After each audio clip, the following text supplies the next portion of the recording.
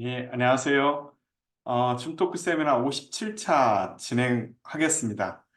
오늘은 피터슨 Principle of Oral and Maxillofacial Surgery라는 피터슨 책의 어, 6장 프리프로소돈틱 서저리라고 해서 보철 전 소수술 관련되어 있는 내용을 하겠습니다. 보통 소수술이라고 하는 것은 보철하기 전에 뭐 알비올로 플라스티라든지 링구알 프로넥토미라든지 라비알 프로넥토미, 본그라프트를 한다든지 이런 것들의 그 보철 전에 수술하는 여타 내용들에 관련된 내용들을 주로 이제 많이 하고 있고, 최근에는 임플란트가 많이 발전되어 있어서 임플란트는 대체로 알베올라 본을 적게 삭제하는 경향이 있기 때문에 알베올라 플라스틱뿐만 아니라 뼈 이식이라든지 뼈 오그멘테이션 한다든지 그다음에 뼈 이식에 해당되는 부분들까지 포함해서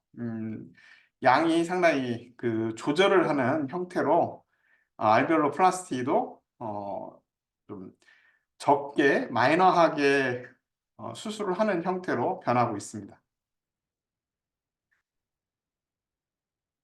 알비올로 플라스티를 보게 되면 이제 아이디얼한 뼈 형태를 보게 되면 이 라운드한 형태의 알베올라 본이 있어야 되고, 그다음에 뭐 링괄 마일로 하이오이드 리치라든지 머슬이라든지 머시네이터 머슬, 멘탈리스 머슬이라든지 이런 머슬들이 풍요하게 형성이 돼 있고 알베올라 본 자체가 흡수가 많을 경우에는 덴처도 상당히 어려운 상태이고, 그럴 경우에 뭐 덴처인 경우에는 알베올로 플라스티를 많이 하지만 최근에는 임플란트를 한다 할지라도 알베올라본이 스피클이 있다거나 토르스가 있다거나 이런 경우에 또 제거를 하시는 게 좋은 걸로 되어 있습니다. 과거에는 덴처를 사용한다거나 했을 때 알베올로 플라스티를 주로 많이 사용을 하고 있었습니다. 6- 피겨 6-2에 보게 되면 인사시브 포라멘과 그레이터 팔라타인 포라멘에 보게 되면 알베올라 본이 타입 1, 2, 3, 4 보통 알베올라 본에 해당되는 본이 완전히 흡수가 되는 시기를 5나 6로 보고 있는데요. 이럴 경우에 인디케이션으로 봤을 때 본그라프트를 한다든지 본을 이식을 해야 된다든지 프리진지발 그라프트를 해야 되는지 이런 부분들까지 고려를 해야 되는 형태로 그 프리프로소틱 서저리를 고려를 하셔야 될 것 같습니다. 임플란트를 식립하고자 할 때에는 타입 4에 해당되는 부분까지를 고려를 하시는 게 좋겠고요. 그 이외에 타입 5 형태 이상 넘어갈 경우에는 뭐 임페리아 알베올라 캐날이라든지 멘탈리스 머슬이라든지 이런 멘탈리스 너브라든지 멘탈 포라멘의 너브라든지 이런 것들이 노출되기 때문에 그럴 경우에 이제 문제를 일으킬 소지들이 상당히 있습니다. 또 하나는 임플란트를 식립하고 플랫폼에서부터 플랫폼까지 상악 임플란트 식립하고 하악 임플란트를 식립했을 때 전치부에서 플랫폼과 플랫폼 간의 거리는 22mm에서 24mm 정도를 유지하는 게 가장 적당하다고 생각됩니다. 그래서 임플란트를 식립한다라고 했을 때에는 보통 1, 2, 3, 4에 해당되는 알베올라 본이 일부 남아있는 형태의 임플란트를 고려하시는 게 좋겠고, 그 이외에 5,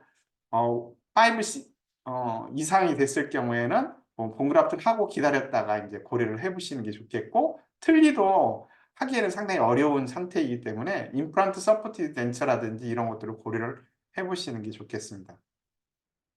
알베올로 플라스티입니다. 알베올라 플라스티는 일반적으로 트리밍을 한다거나 라비오버칼 알베올라 본을 깎아내는 형태로 제거하는 것을 말하고 있고, 일부는 인터덴탈이나 인터나디큘라 본 자체를 발치 후에 제거를 하시는 게 좋은 걸로 되어 있습니다. 적정한 알베올로 플라스티, 적정한 시기에 발치하고 난 다음에 알베올로 플라스티를 하고 난 다음에 일반적으로는 흡수성 그 프레미넌스 언더컷이라든지 샤프 리치라든지 이런 것들이 줄어들게 되는 부분 흡수를 일정 정도 감안해서 알베올라 플라스티를 하시는 게 좋겠고, 보통 임플란트를 식립한다고 했을 때에도 과도하게 버코링구알, 레비오 보칼 쪽에 있는 알베올라 본을 과도하게 제거한다든지 그럴 경우에는 임플란트를 식립하고 리세션이 뭐 2mm에서 최대 4mm까지 증가하기 때문에 임플란트를 식립한다고 했을 때 이런 알베올라 본을 최대한 살려놓도록 하고 스피클 정도만 제거하는 방식을 고려를 하셔야 되겠습니다. 피겨 6-8에 보게 되면 과도하게 이제 알베올라 플라스티를 제거하고 라비알 본을 제거하고 난 다음에 보통 수천은 컨티뉴어스 락킹 수처를 하게 됩니다. 저 같은 경우에는 발치하고 난 다음에 알베올라 플라스티하고 컨티뉴어스 락킹 수처를 주로 많이 하는데요. 그게 브랑켓 수처라고 해서 디귿자 모양으로 되어 있는 형태로 수처를 하게 되면 라운드한 형태의 알베올라 본과 진지발을 만들어낼 수 있기 때문에 덴처를 사용하실 때 가장 편안하게 할 수가 있겠고요. 알베올라 본은 라비오 버칼 쪽에 있는 알베올라 본의 스피클 자체는 제거를 하시는 게 깨끗하게 제거를 할 때 글러브를 끼고 글러브 상태에서 스트리핑 해봤을 때 거친 면이 없을 정도까지만 프레퍼레이션을 하시면 되겠습니다. 6-14처럼 알베올라 버칼 쪽에 있는 알베올라 본을 제거하고 약간을 제거하고 스피클만 제거하고 임플란트는 링괄 포션, 팔레트에 좀 더 가까이 임플란트를 식립하시는 게 나중에 스크루 타입 형태의 임플란트를 식립한다거나 교합을 맞출 때 가장 적절하게 크라운을 형성할 수 있는 방법이기 때문에 임플란트는 되도록이면 링괄 쪽에서 더 씹는다라고 상악 같은 경우에는 생각하시면 되겠습니다.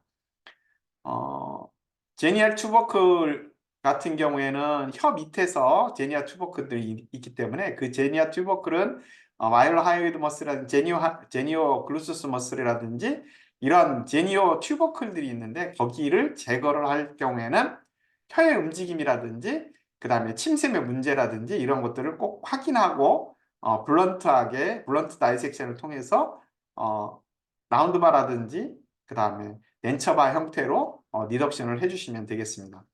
에큐모시스가 상당히 많이 발생할 가능성이 있기 때문에 수천은 충분하게 해주시고 혀 밑에서의 에어 버블이라든지 이런 것들이 생기지 않도록 노력을 해주시는 게 좋겠습니다.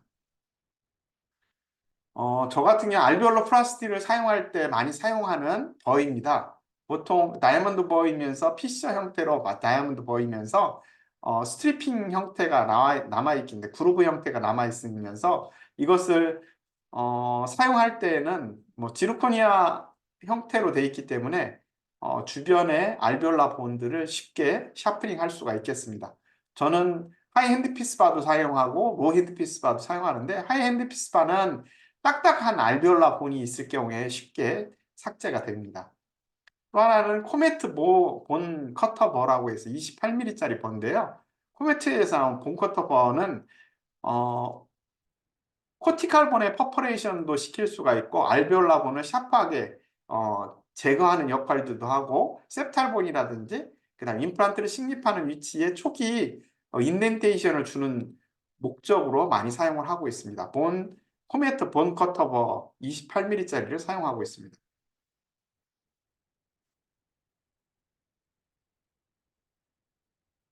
그 다음에 보시면 본그라프트를 하고 있는 상태이고 본그라프트를 하고 있는 상태이고 기본적으로는 본그라프트를 하고 있는 상태이고요. 본 자체 내에 알베올라 본에 매로우에 인펙션이 있는 경우에 인펙션을 제거하는 상태로 하게 되겠습니다.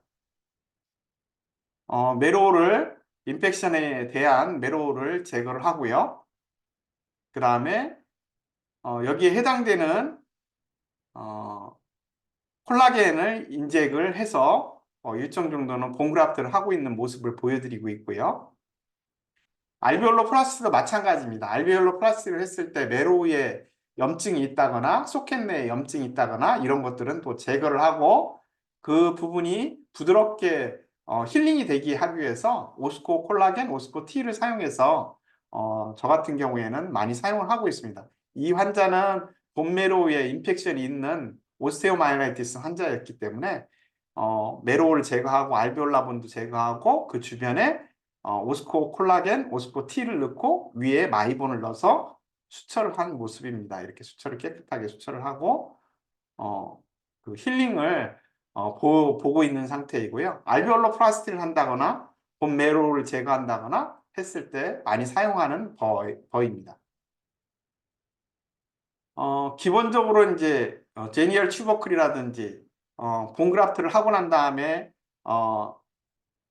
STSG에 해당되는 수페리어 마지날 본 노스가 있다든지 이런 경우에 이제 보통 베스티블이 적었을 경우에는 프리진지말 그라프트를 하고 그 위에다가 그 팔레트에서 떼낸 것을 베스티블 인션 해가지고 거기에다가 수철을 하는 카잔지안 플랩 베스티블 플라스티라고 하는데요. 이런 프리진지말 그라프트들을 많이 하고 있습니다. 마이너 오랄 서저리를 할 때 프리진지말 그라프트를 많이 하고 있는데요. 그 다음에 프레넥토미입니다. 다음은 혀의 프레넥토미입니다. 혀의 프레넥토미는 프로트루전 무번 시에 W자 모양으로 돼 있을 경우에는 링구알 프레넥토미를 해주는 게 좋겠고요. 보통 혀에 해당되는 혀에 붙여서 배면에 붙여서 인시전을 해주시면 되고요. 이렇게 하면 혀가 앞쪽으로 이렇게 둥그렇게 나올 수 있는 정도까지 프레넥토미가 될 수가 있겠습니다. 링구알 프레넥토미고요. 라비알 프레넥토미는 11번과 21번 사이에 프레넥토미를 주로 이제 많이 하는 편이고, 그다음에 하악 같은 경우에는 31번, 41번에서 인시전을 해서 그 삼각형의 프랩을 교차해가지고 수차해주는 방법을 사용을 하고 있습니다. 그 외에 이제 링구알 쪽이라든지 그 다음에 맨디블, 맥실라리, 토루스의 리덕션입니다. 맨디블, 맥실라의 토루스에 해당되는 부분이고요. 토루스가 이렇게 있을 경우에는 제거를 하고 커팅을 하고 하는 방식으로 주로 하게 되고요. 커팅되어 있는 알베올라 본은 일정 정도는 제거를 해서 본그라프트에도 사용할 수는 있겠지만 너무 딱딱한 것이기 때문에 빻아서 사용하는 형태로도 사용할 수는 있겠지만 상당히 어려운 것 같습니다. 보통 임플란트를 식립하는 위치에 링구알 44번, 45번, 54번, 55번 부위에 주로 이제 많이 발생을 하고 있는데요. 이제 그런 부분에 주로 이제 제거를 하시면 되겠습니다.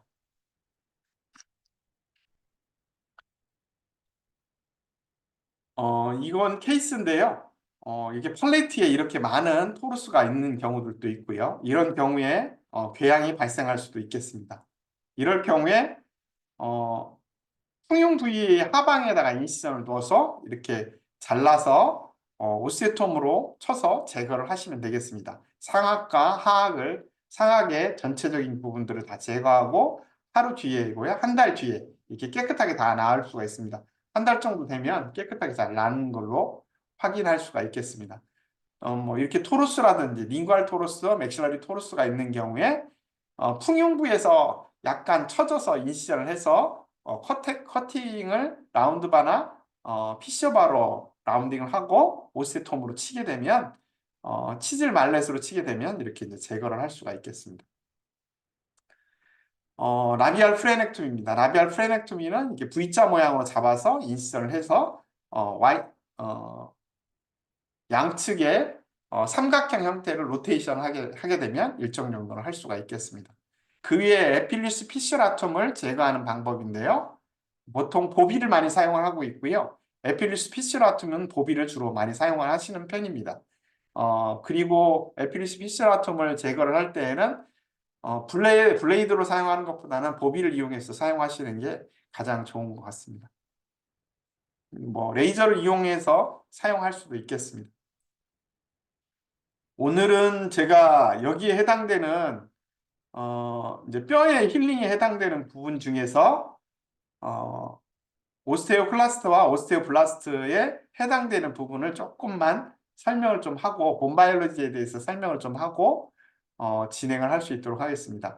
오스테오클라스트는 핵과 지지를 이렇게 모습을 보여드리고 있고요. 그 다음에 오스테오블라스트와 오스테오 핵입니다. 이랬을 때 보통 스타틴이라든지 비스포스포네이트를 투여를 하게 되면 오스테오클라스트의 메발로닉 패스웨이를 억제를 하게 됩니다. 그래서 오스테오클라스트가 콜레스테롤 생산을 억제하고 보통 HDL, LDL이 줄어들면서 발생되는 질환이 오스테오클라스트가 자기의 역할들을 하지 못합니다. 인터루킨 1이라든지 인터루킨 6라든지 스테로이드 호르몬이라든지 이런 것들을 만들어내는 콜레스테롤을 만들지 못하기 때문에 오스테오클라스트가 골 생성에 부정적인 역할을 하게 됩니다. 그래서 비스포스포네이트나 스타틴이라든지 이런 것들을 복용하게 되면 골수 내에서 골괴사증을 일으키게 됩니다. 이제 이런 형태로 발생을 하고, 최근에는 이런 것들을 치료하기 위해서는 뭐 피브린 많이 사용하는 스롬빈이라든지 콜라겐을 이용해 가지고 인젝을 해주게 되면 스롬빈은 PAR 리셉터에 부착하게 되고, 이 부착한 PAR 리셉터는 오스테오프로테게린을 분비하게 되고, 랭클 리간드를 브로킹함으로 인해서 오스테오블라스트의 골 재생의 역할들을 촉진시켜주는 역할을 하는 것으로 확인이 되고 있습니다. 오스코 콜라겐을 보게 되면 스롬빈이고요. 그 다음에 오스코 콜라겐, 그 다음에 스롬빈과 오스코 콜라겐을 섞어가지고 이렇게 메로우를 제거하고 난 다음에 오스코 콜라겐을 뿌리고, 그 다음에 오스코 T를 넣고 수처를 하는 모습입니다. 이렇게 이제 수술을 할 수가 있겠습니다. 본 디펙트라든지 본그라프트라든지 이런 것들은 다 골수내에 직접적으로 인젝을 하거나 스롬빈과 콜라겐을 집어넣는 형태로 하시면 되겠습니다. 저 같은 경우에는 이제 이렇게 오스코 콜라겐을 0.2를 섞든지 0.5를 섞어서 0.2만을 뭐 한다든지, 아니면 리도카인 1cc를 섞어서 0.4cc만을 사용해서 사용한다든지 이런 방식으로 쉽게 하시면 되겠습니다.